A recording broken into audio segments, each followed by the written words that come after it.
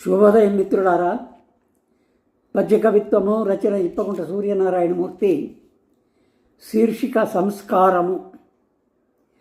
పాణ వివేచనము సహవాసుల మధ్యను సూక్ష్మ దృష్టితో త్రాణ విచక్షణమునట దర్పము చూపని బుద్ధిమంతులన్ ప్రాణ సమానమైన అనుబంధము నిత్యము గీత రూపునన్ గాన విశేష భావనను గౌరము రీతిని సాగిపోవలెన్.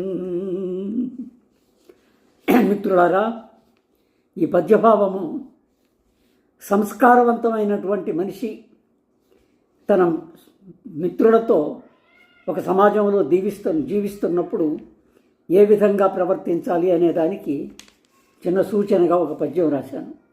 పాణ వివేచనము. పాణ అంటే వ్యవహారం. వ్యవహారం అంటే ఏదైనా కావచ్చు, మంచి చెడ్డ కార్యక్రమాలు నిర్వర్తించడం లాంటిది. సహవాసుల మధ్యను, మన స్నేహితుల మధ్యలో సూక్ష్మ దృష్టితో, చాలా సూక్ష్మమైన ఆలోచనతో ఆ దృష్టి పెట్టి మనం చేస్తున్న పని ఏందో పూర్తిగా సానుకూల్యంగా ఆలోచించి రంగంలోకి దిగాలి. త్రాణ విచక్షణము. త్రాణ అంటే బలం. బలం ఉందని చెప్పి ఒకరు బలవంతుడు ఉంటాడు, ఒకరు బలం తక్కువవాడు ఉంటాడు, బలహీనుడు ఉంటాడు. అలాంటి పరిస్థితుల్లో త్రాణ విచక్షణమునట దర్పము చూపని బుద్ధిమంతులను.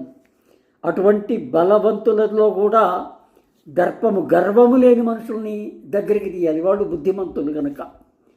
ప్రాణ సమానమైన అనుబంధము.